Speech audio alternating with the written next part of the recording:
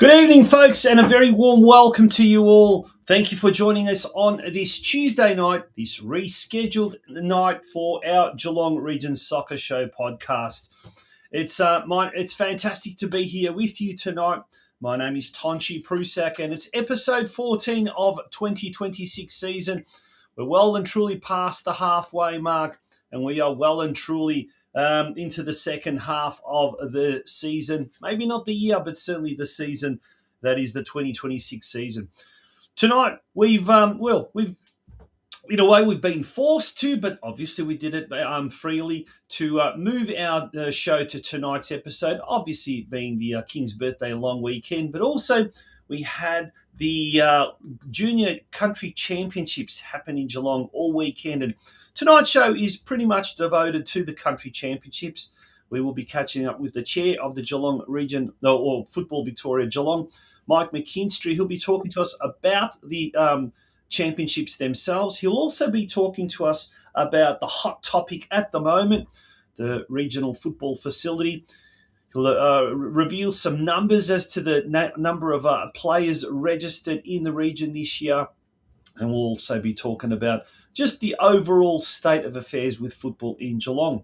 We're also catching up with the director and head coach of Curva Coaching Geelong, former Socceroo and Melbourne Victory defender Adrian Leyer.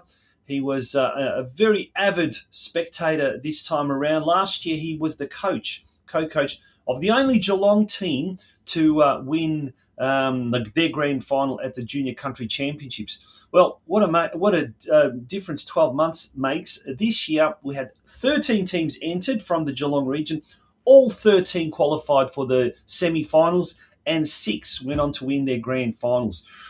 We'll talk to Adrian about Curva Coaching, about their upcoming coaching clinics happening over the school holidays, as well as the Junior Country Championships, and above all, the talent that's happening in Geelong.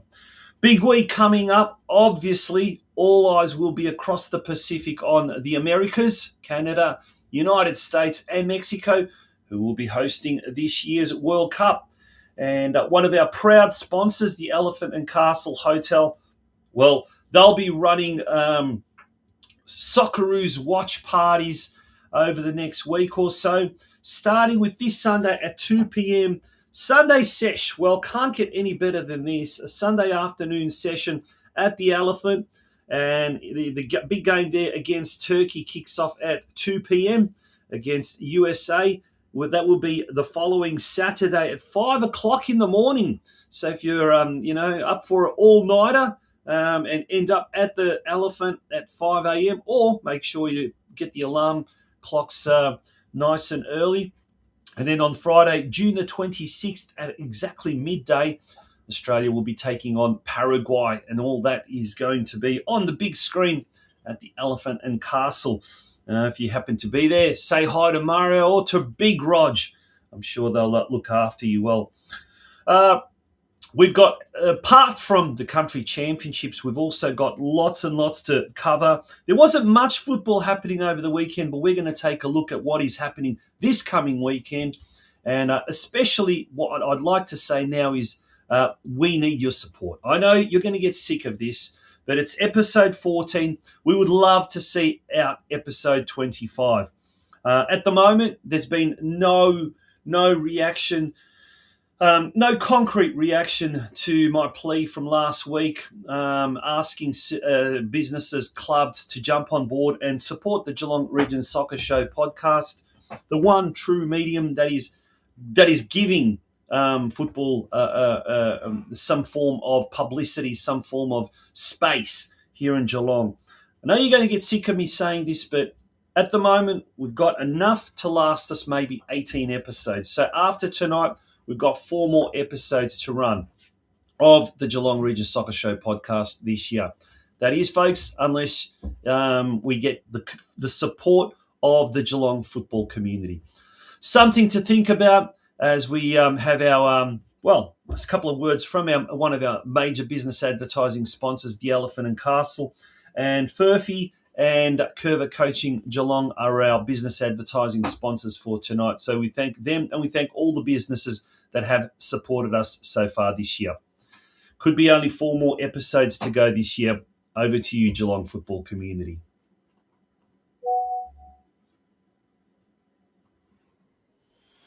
Where in Geelong can you get great food from such a wide-ranging menu? Friendly staff and a bar to enjoy drinks with friends? Live sport in the beer garden from Thursday nights to Sunday afternoons? Live music every Saturday night and every Sunday night? And our famous Grandma's Roast every Sunday lunch? Well, at the Elephant and Castle, of course.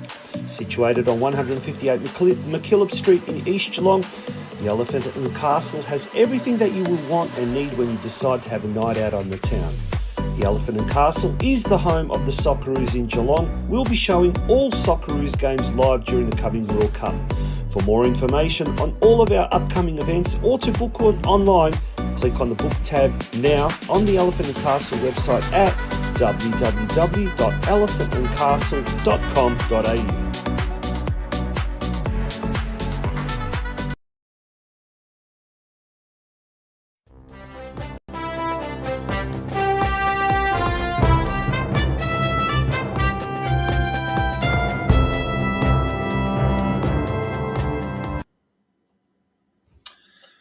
And welcome back to the Geelong Region Soccer Show. Time for the news desk. Now, over the weekend, we only had 2 games. One was a men's State League 5 catch-up game. The other was the Victorian Premier League Women's Round 12 clash. And that lady again, Emily Sutcliffe, is in absolutely scintillating hot form. She has scored another goal, once again for the Geelong Galaxy United. Her 8th minute strike, however, wasn't enough to get Galaxy over the line against Ringwood City and snatch all 3 points on the road. Ringwood City also scored 1, so the spoils were shared, and Galaxy returned with only 1 point. It means that they dropped from 4th to 5th spot, and this weekend coming on Saturday, more precisely, the Galaxy come up against third-placed Clifton Hill. Now, things are very, very tight there at the near the top of the Victorian Premier League Women's ladder. Only 1 point separates third-place Clifton Hill and 5th place Geelong Galaxy. So a win on Saturday at Quarries Park will see Galaxy United catapult above Clifton Hill on the competition standings. In VPL 1, North Geelong Warriors travelled to Kevin Bartlett Reserve to take on Melbourne Serbia, but unfortunately the game was postponed due to a waterlogged pitch. As a result, the Warriors do have a game in hand, as does Melbourne Serbia, compared to the rest of the teams in the competition. And this weekend, the Warriors are at home in a really, really tough a clash, tough showdown with the top team, Northcote City. Northcote City at the moment on top, 15 points ahead of the Warriors, and North Geelong will be looking to win at home. Game kicking off at 5 p.m. this Saturday. Now, let's look ahead to the fixtures coming up this weekend in Victoria Men's State League competitions, round 11. In State League 1, Geelong travels to bottom side Westvale Olympic at McKechnie Reserve, that game at 3 p.m. On paper, an easy win for Geelong, or should be an easy win, but after the week off, coaches always fear that break, always fear that the momentum will have been lost. So hopefully Geelong will return with all 3 points in tow. In State League 2, all 3 Geelong teams are at home this week. Rangers taking on 5th placed Altona North at Myers Reserve at 3 p.m. Corio taking on 3rd placed Unihill Eagles at Hume Reserve also at 3 p.m. And then we've got Surf Coast taking on 2nd placed Williamstown at Banyule Warrior Reserve. Later kickoff time, but the usual kickoff time of 5 p.m. for Surf Coast's home matches. Important game this. Surf Coast, the Coasters do need a win to keep pace with the top 2 in State League 2, i.e. Williamstown and top place FC Strathmore. In State League 4, Bell Park travel to 5th placed Watsonia Heights, and that game at the Greensboro College Sporting Precinct. That game kicking off at 3 p.m. Over the page, the only other game that was played this weekend was a catch-up game in State League 5. Lara United hosted Keilor Wolves and went down to the Wolves 4-0, solidifying its position at the foot of the State League 5 competition standings. On Saturday, Deakin Ducks, who are on top, they host 5th place Darebin United. And that game at Deakin's Warm Ponds campus kicks off at 3 p.m. Lara is at home to the Moonee Valley Knights, 2nd place Moonee Valley Knights. Can they cause an upset and help out the Ducks, create a bit of a buffer at the top of the State 5 standings? Well, that game kicking off at 3 p.m. at Lara Recreation Reserve. In State League 6, Ocean Grove are at home to 11th place Melbourne University at Shell Road Reserve, 3 p.m. kickoff, and Truganina Hornets will host our Barwon at Arndale Park Reserve. That will be at a 3 p.m. kickoff. In Women's State League competition, the Women's Division 1, last week the Warriors defeated Collingwood City 2-1. It was only the 2nd win for the Warriors this year. And this weekend they come up against 3rd place Craigieburn City. So a tough clash, that one. This Sunday, game kicking off at 4 p.m. at Aston Fields. And finally, let's turn our attention now to the local competition. The Men's Division 1 fixtures sees 3 Friday night matches. Barwon at home to Geelong Rangers, who are on top. FC Leopold at home to 2nd last place Golden Plains. And Bell Park will be looking to get closer to the top 4 when they host 3rd placed Surf Coast. On Sunday, it's 2nd versus 8th. Armstrong United at home to the Deakin Ducks. Deakin at the moment sitting on the bottom of the Men's Division 1 competition standings. In Women's Division 1, all the games are this Saturday. Deakin Ducks at home to Rangers. It's 3rd versus 5th there. 1st versus 7th at Grovedale Reserve when Barwon hosts Ocean Grove.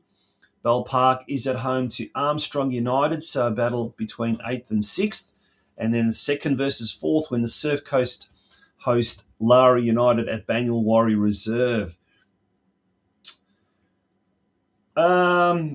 Football Victoria are saying, are you passionate about developing coaches and helping shape the future of football in our region? Well, Football Victoria is currently seeking expressions of interest for coach education tutors across a range of Football Australia coaching courses. And they do play a very, very vital role in mentoring coaches, helping develop the next generation of coaches, and also helping deliver accredited coaching courses as well. And it's a fantastic opportunity for any experienced coaches We constantly go on about how the game here is growing with the number of players. We've also spoken about how there's a growing number of referees as well. Well, we also need more and more quality coaches, not just coaches, but quality coaches. And things like the coach education tutors are a vital part of that. Applications do close on the 30th of June. There's still a little bit of time, but obviously we would like you to get in there as quickly as possible. And finally, we're going to have a look at the country championship, the junior country championships honour board. And first of all, with the boys from the under 11s, the under 12s, 13s, 14s, 15s, and 16s. Well, in the under 11 boys, Football Victoria Geelong, so the Geelong rep team, the green team, took out first place. In the under 12 boys, it was the Geelong team once again that came out on top, and also in the under 14 boys. Well done to our visitors from Sunraysia in the under 13s, Ballarat in the under 15s, and once again Sunraysia in the under 16s as far as the boys are concerned. Well, as far as the girls are concerned, and it must be said this year was the first year that we had the same amount of teams in the girls as well as the boys, and there was parity in gender terms. The under 11 girls, Geelong white team took out first spot there. In the under 12 girls is the Bendigo side. And under 13 girls and under 14 girls, both taken out by the Geelong teams. Well done to our Geelong teams. The under 15s was taken out by the Shepparton rep team, and Sunraysia, who had a very, very good carnival this year. They took out the under 16 girls category. Well done to all of those teams. Well done to all the parents that brought their children. And well done to the magnificent weather we had over the weekend just gone by. That was fantastic as well. All right, folks, we're going to come back very, very shortly after this break. And we've got two interviews lined up, one with the chair of Football Victoria Geelong, Mike McKinstry, and the other with the director of the Curva Coaching Geelong, Adrian Layer. Welcome to Furphy. You've known us previously as Geelong Galvanising. For over 30 years, our team has specialised in delivering high-quality surface finishes for steel installations and products in the construction, landscaping and engineering industries. That's not changing. What is changing? We're making things more official. The company formerly known as Geelong Galvanising is now known simply as Furphy. If it's steel solutions you're after, you're in the right place. For all our customers, both old and new, this transition simply means more capabilities, more locations, and the same trusted experience. We're still here to deliver steel solutions for a brighter tomorrow.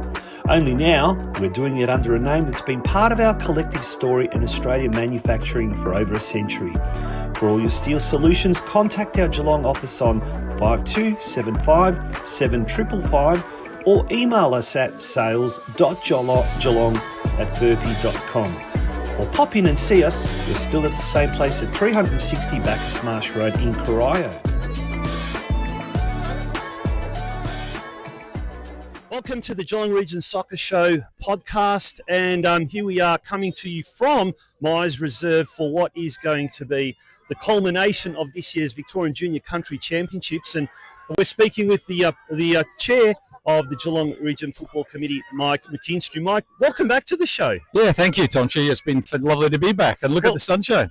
We're going to talk about that in a second, but the last time we did catch up with you was early in the year, right down the other end, and so much has happened since then. But it's a sunny day, you mentioned it, and look, in a way, there's really sunny days ahead for Geelong football. And let's talk about one thing at a time, but let's talk about the country championships. Now, off air, mate, you were telling me as we're recording this, all 13 Geelong teams have made it through to the finals. Yeah, all teams that enter, boys and girls, managed to make it through to the finals. So they're in the semi-finals and then moving through. There's a grand final going on behind us, actually, with two Geelong teams in the final, so that's great. And there's another Geelong girls over this side and there's Geelong boys over that side. We're just surrounded, and all the Geelong squads have performed exceedingly well. Well, they obviously Another goal. There we go, another goal as we speak. The boys have just set another as one. we speak. We'll have a full roundup of all the scores and the achievements later on. But look, one of the other big achievements of the competition this year, the tournament this year, has been gender equality in a sense, because for the first time ever, I think, same amount of girls teams, same amount of boys teams, same amount of girls players and boys players. That must be an incredible achievement. Look, it's a big milestone for us. We've been, I think, your audience will know, we've been pushing female football for some years now. But yeah, when we came to the country champs, it was always a balance. There was more boys teams than girls.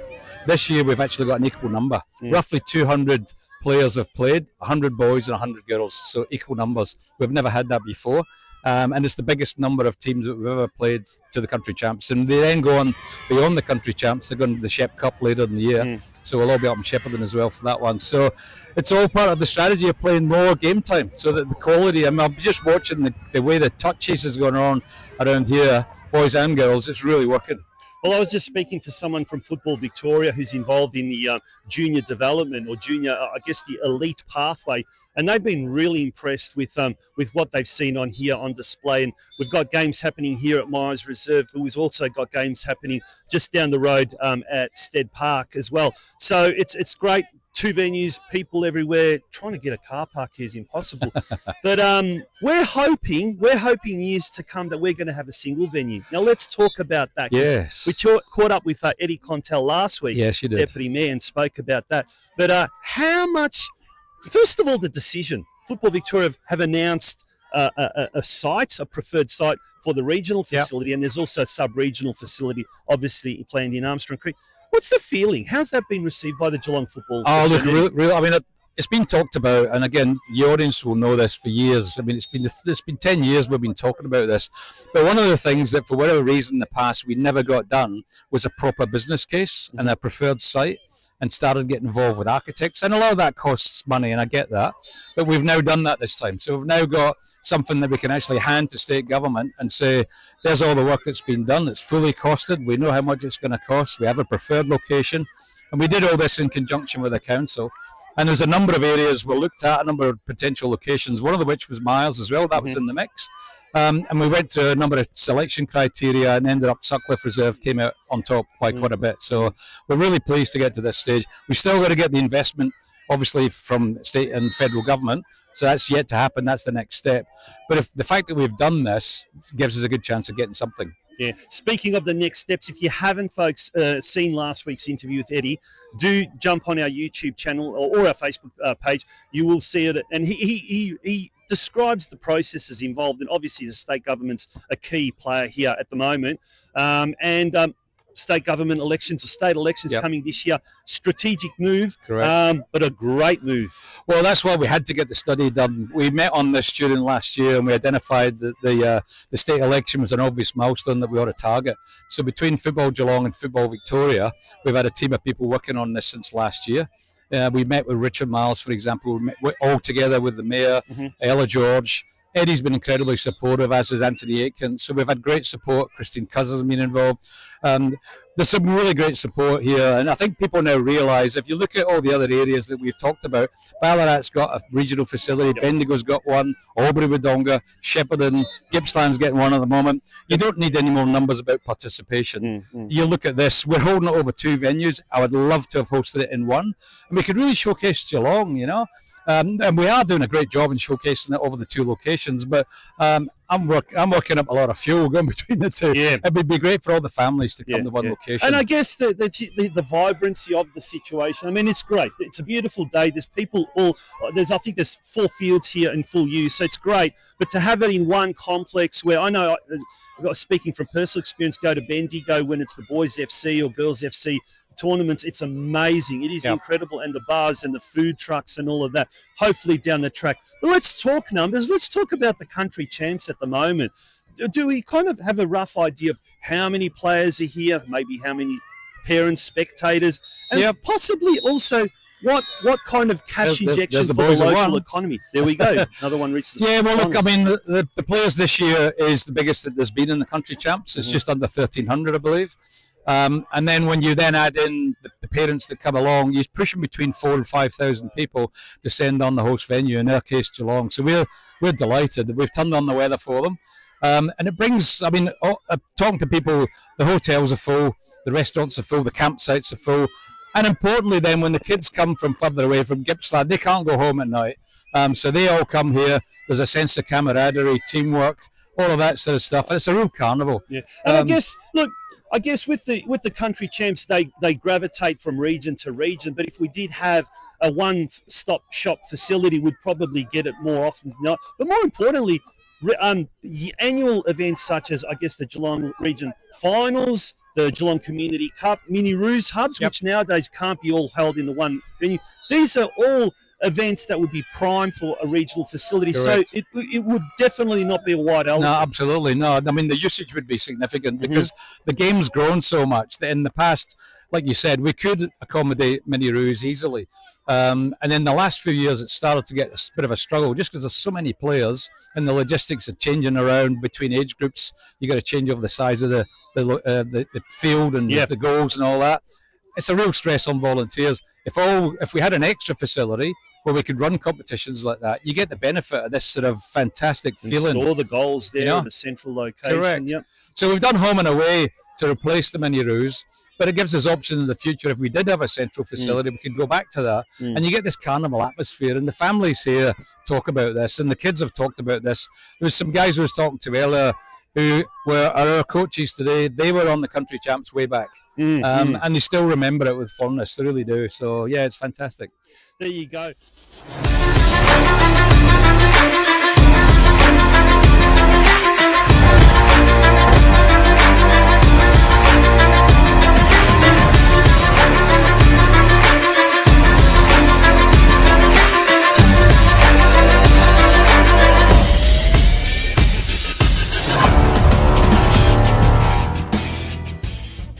We're talking with Mike McKinstry, the chair of the Geelong Region Football Committee, about the regional facility, and we're also talking about the country championships as well. But when we've been talking about numbers, but since the last time we spoke to you, Mike, you alluded to the fact that it was likely going to be a record-breaking year, and I think you've come out in one of the local media and said it has been an astounding year as far as registrations. Yeah, it has. Do we have kind of numbers or? Well, the latest numbers is about 7,500. Wow. And then when you add in, futsal and indoor football, you're going to break 8,500 probably. So we're pushing towards 10,000. And if you think, you'll remember from your days when you were heavily involved with FV, we were still around, 5,000. So we're not quite double yet, but hey, we've come a long way. And obviously, part of that has been the growth in the female game, which is just amazing. Yeah. Correct me if I'm wrong, but I think from memory, around about in 2015, which is only 10, 11 years ago, the numbers were about 2,600, 800 registered players in the Geelong region. Now we've tripled that. Yeah. We've tripled that in such a short time. It is amazing. And I guess this year in particular, we've been blessed with, the Women's Asian Cup earlier in the year, the Women's Asian Cup cricket, and now we're about to start the Men's World Cup. Yeah. What a great year to have two massive events, and obviously there's going to be a flow-on effect for football. Yeah. How are we as a region placed for that? Look, I think we're really well placed, but on the other hand, we're now beginning to see, no surprise, as it grows, there's pain points. And a number of the clubs, unfortunately, are at a point where, in some cases, they're even turning players away who want to register and play, and they just can't accommodate them for various reasons. Sometimes that's lack of volunteers. So for anybody out there who loves the game, please volunteer just a little bit. It would really help. And I guess we can't reiterate how important that is, isn't it? The volunteers as well. Yeah, and look, a lot of people, when they want their kids to play football, and we want them to play football, but as you sign up your kid to play football, there's a little bit of an expectation that the club can say, look, can you help out in the canteen? Can you help out with this? Can you help out with that? It makes a big difference, because generally it falls on the same people. It's normally the 5 or 10 or however many people that's the core group. And they just end up by the end of the season, they're just so tired. So anything that can be done out there to support it, that will really help clubs accommodate new players. Now, as the game grows, we always talk about the facilities being something that stifles the growth. and we talk about clubs not being able to I guess increase their capacity, their at capacity.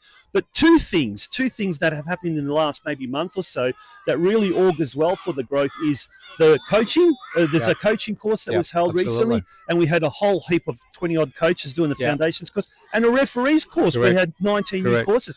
Referees. That must be really exciting. Well, one of the things, a couple of parts of that, not only did we run a referees course, if you look at the age profile of the people that came, we've got and there are a lot of them are here, which is the Country Champs provides an opportunity for a lot of younger referees. Still, there's a guy on here actually. This is it here. This is his first season. Yesterday was his first game, and you could see it was a bit tentative yesterday. He's no longer tentative because he's just right in there, and he's doing it. He's doing a great job. He's doing a great job. Yeah, so that's really encouraging. And then the other thing is, we all know that we've always talked about, particularly getting the school level, you've got to do it early. Get in early when the kids are still developing their brain and how to play the game. And you can coach a team of kids. There's one coach can do 10, but if we coach 10 coaches, bang, you get the multiplier effect. There's 100. So all of a sudden, what we're starting to see, and it comes through here, particularly the country champs and the rep squads, the quality of the game. The one touch with some of the younger lads and under 10s and under 11s this morning, I couldn't believe it. I mean, and a few years ago, they wouldn't do that. It was just banging at the old style ball. They'd bang the ball down the field.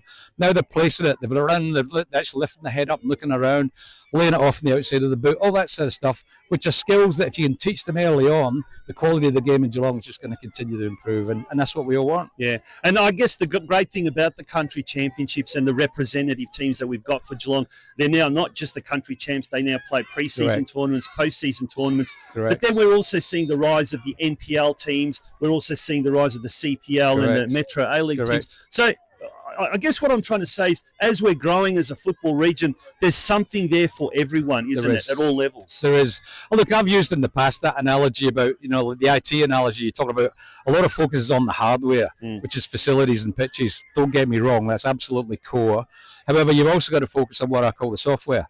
A brand new computer with no bloody software on it is not any good. So we've got to be focused on skills, we've got to be focused on coaching, but we've also got to be focusing on values. One of the things we've been very hot on here in the Country Champs is if someone gets a little bit of a mouth on them, we sort of self-correct, I overstepped the mark there.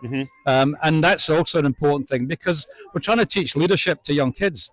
And if one of the coaches gets a bit overheated, the kids, that rubs off on the kids. Thankfully, we're seeing less and less of that. It used to be quite prevalent in the country champs because, particularly today's the finals day, this is when people get a little bit of the red line fever in their head because they want to win. And we've got to balance that by, at the end of the day, it's not the World Cup. This is kids soccer and they want to enjoy it. Well, mate, you mentioned overheated, and I tell you what, standing in this beautiful sunshine, I'm starting to get overheated. I think I'm going to head over to the canteen over there where there's some, speaking of volunteers, absolutely fantastic volunteers. But in the meantime, thank you so much for joining us for the second time this year. We might have to get you on towards the end of the year and do a recap of the year. Sure, absolutely. But it just seems to me really optimistic times ahead for Geelong football, and thank you for everything you do. No, thank you, Tonchi, because one of the things you do really well, mate, is keeping it out there, keeping the voice out there. We've got other avenues for that as well, but there's nothing like this. And the interview you did last week with Eddie about the Sutcliffe Reserve was fantastic. Well, we talk about keeping the conversation relevant. I quoted you and saying that, and that's exactly right. State elections coming up later this year. Folks, make sure to really, really hound your local politicians because we really want not just the regional facility, the sub-regional facility, and we want, and the clubs as well, to also have ground improvements because we need it. Yeah, thank you very much. Thanks, everyone. And thanks, mate. Thanks for coming. Good on you. Thank you so much for that. Thank you. Folks, we're going to be back very, very shortly. We'll continue with tonight's rescheduled episode of the Geelong Region Soccer Show podcast. The world is yours. So work hard, and you can have whatever it is you want.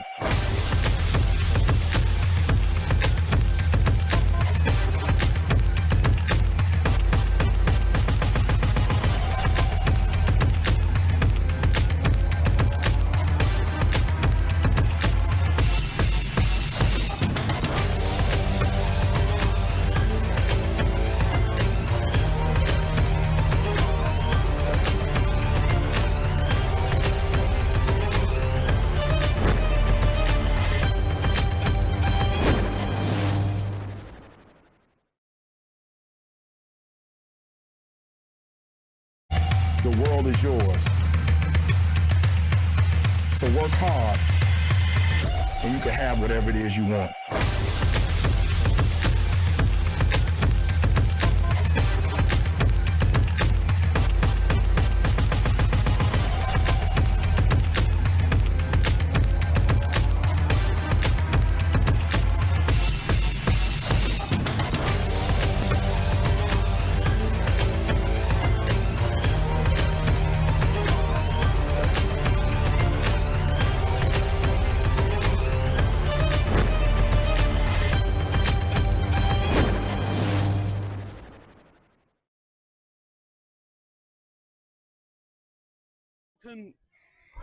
Welcome back to the Geelong Region Soccer Show podcast.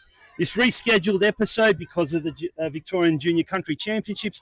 And we've got an old friend and a good friend of this show here, Adrian Lowe from Curva Coaching Geelong. Adrian, welcome back to the Geelong Region Soccer Show podcast. How are you? Good, Tonchi. Good to see you. Now, we'll talk about Curva a little bit later on because there's a lot happening ahead of the regionals, the school holidays coming up. But the country championships, mate, last year you were the co-coach or coach of the only Geelong team that won the finals. This year you're looking at it from a different perspective. You were going to coach, but the team had to pull out, unfortunately. Yeah, I was going to support the under-10 girls, yeah. But unfortunately they didn't have an 11s comp as such. They would have had to compete against the under-12, so that was a shame for the kids. But being down here all weekend, it's kind of been nice just sort of sitting back and watching all the kids running around. And Geelong's turned on the weather. I've been down at Myers Reserve the whole time, and the club down here has done a fantastic job. And the amount of people, I was there last year, but the amount of people down here this time has been it's pretty spectacular to watch. Yeah, well, we were talking to Mike McKinstry, the chair of the Geelong Region Football Committee, earlier, and he did mention how this is a record-breaking number of girls playing this year in the Geelong rep teams, and it's for the first time we've got parity, which is quite incredible. But there's also growth because next year the under-10 girls that we're playing this year, they'll play under-11s, obviously. But it's great to see so many kids getting that chance to play and represent Geelong at that representative level. I mean, you almost got like a father figure because you've got so many kids that are doing Curva now graduating into rep football. How does that make you feel? Yeah, it's pretty special. I mean, even with us, I think I tried to count. I think it's about 66 or thereabouts that are current students. Really? Yeah. But even more, there's more kids who are former students as well. So even seeing them out there is awesome. So yeah, I do come down here. It is you do have proud moments. I just watched the under-11 boys semi-final, and two of our boys scored the goal to go from 2-1 down to 2-all and a 3-2 winner. Fantastic. Yeah. So that was epic to see. So yeah, it's nice, and I try and say to the kids, like, you have memories for this for the rest of your life. Like I played in this when I was 14 years old, played for Geelong, still friends with, teammates who I had then, and it's a special time.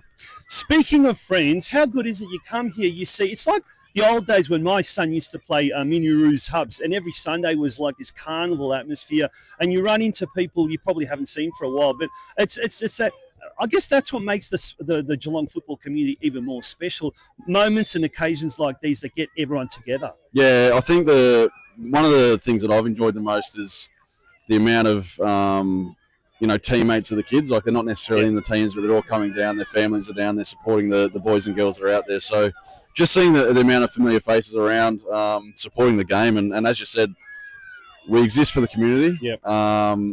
Yes, we want our kids to be the best that they can. But to see so many people around here supporting kids, playing sport, being active and healthy, that's that's at the end of the day the most important thing. Yeah, I'm flicking my head over there because there's a penalty shootout happening just behind us, and there's another Geelong versus Geelong extra time game happening over there. There's another game about to kick off. It's just happening. It's just incredible. And getting back to, I guess, the opportunities that the kids today are getting now. You've obviously coached a lot of kids that have moved on to the NPL level, by their boys or girls. These days we've got the CPL as well, Surf Coast and North Geelong, and also the Metro A for Rangers here and Surf Coast. So the opportunities are now starting to become quite plentiful, isn't it, for kids who want to go that extra level or the next step? Yeah, I think something like this, particularly for the Geelong region, and having, Football Victoria representatives here for the weekend, also for them, it lets them see how strong the region is going and how well we're doing. And every single 13 of the teams made the finals. In the girls, for example, there's one NPL team.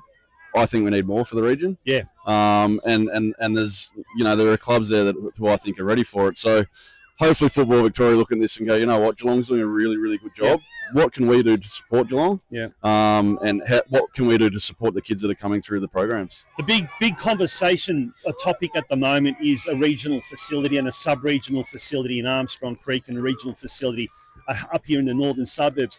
How important is having a headquarters or a facility such as that provides 5-6 playing fields, meeting rooms, change rooms, fantastic change rooms? How important do you think is that to take the region as a whole to the next level as far as elite pathways, but also getting more and more of these type of events happening? Yeah, I think it's really important, and I think you see the growth in the game, over the last 5 years. It's been huge. The Men's World Cup's, a week away. Yeah. We're going to see another boost next year, 100%. I'm down at Surf Coast pretty much every day of the week, and the demand on those pitches is too much. So you just look at all the clubs around the region, and they're stressed because there's so many kids playing football. There's so many kids that need the pitches. You don't want to have to cancel training, but they're cancelling training because they can't ruin the pitches if there's one drop of rain. So yes, we need more. The talk about the regional hub is refreshing. We just need to get it up sooner rather than later. Yeah. Now, you mentioned something about the World Cup. Obviously, exciting times ahead. We had the Women's Asian Cup earlier in the year, and obviously there's been a flow-on effect from the Matildas' success. And speaking of Matildas, we had Kyra Cooney-Cross, who opened the facilities. I mean, all of these little things, the World Cup coming up, it must be such an inspiration to kids out there to take up the sport at whatever level. Now, we're in the middle of the year. Halfway through the season, clubs are full. The competitions have started. But this is where programs like Curva become really important because you can accommodate that overflow until the next football season. Yeah. And let's talk about Curva because you've got some big programs coming up in the upcoming school holidays. Yeah, we don't stop. I mean, we've got the holiday camps, which are a 3-day camp in the first week at Geelong, 3-day camp in the second week in Torquay. And as you said, the amount of kids who are now, they're going to have football fever. The times for the kickoffs are really good. So you got 5 a.m., 9 a.m., 2 p.m. I know you and I'll be watching pretty much every game we can. So it's I can't wait for myself. Exactly, I'm the same. So it's good that as you said, the clubs are full, but we have so many programs. Whether it's in the holidays, after the holidays, our performance academy, where the kids, nearly every one of the 66 kids here comes through our performance academy. So it's cool to see. It's an unreal sport, and I've got 2 daughters, and I think it's the best sport in the world for girls. Yeah. Now, you're lucky, and I'm lucky in that we kind of, make our living from the sport, or at least parts of the sport. But does it kind of get you excited, the fact that we're turning the sport also, not just the sport, but an industry? There's a lot of people that are kind of, whether it be in the media, whether it be in coaching, whether it be in administration, but there's becoming more and more of a scope for people to actually make a living out of football. All right, professional footballers aside, but it seems to me that with this growth, you need more and more people to kind of manage that growth and realise that opportunity. Yeah. Does that kind of excite you as a business owner in the football industry, so to speak? One of the proudest things for me is being able to give full-time work to young boys and girls. So I've got 3 full-time staff, which is absolutely epic. And who would have believed that 5-10 years ago that we could have full-time coaches here in Geelong? Yeah, and local people, they're young. They've got an opportunity to work in football, which is really hard to get. And then I've got, on top of my full-timers, I've got 20 part-time staff who, earn a decent wage through coaching kids. So the enjoyment they get out of coaching kids, this weekend I've seen probably 6 or 7 of my staff just come down to watch the kids just to enjoy it. But then to be able to, as you said, earn a living from this game is something fantastic. that you'd otherwise do voluntarily and happily. That to me is the incredible thing. But I guess as it grows and you've got more and more of an appetite, does it become harder and harder to manage?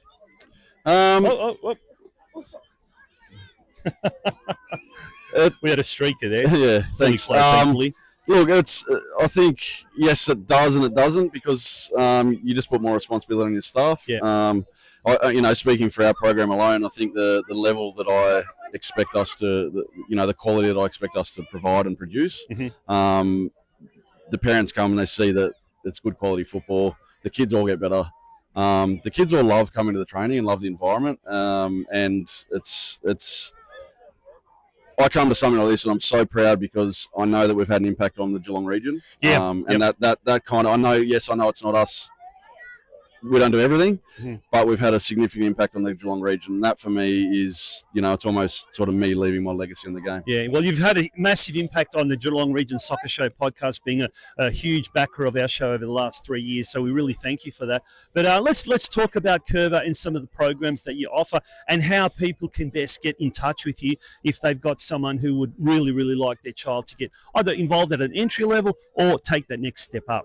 Yeah, we have first skills, so we start 3 to 6 year olds. So there's obviously that for the kids that just want to get outside and learn how to kick a ball. Then our creative player program is our next level, so that's 6 to 14 year olds, and that's kids who are maybe learning the game a little bit later, or kids who are playing club football and just want that extra night of training. So we offer that on a Tuesday night at Geelong College and a Wednesday at Surf Coast. And then we have our Performance Academy, which is our premium program, which is a Monday night at Leisure Time Centre in Geelong, and Tuesday night at Geelong Lutheran College in Armstrong Creek. So we're pretty busy. We've got a couple of partner clubs with North Geelong and Surf Coast. We've got 2 partner schools with Geelong College and Geelong Lutheran College.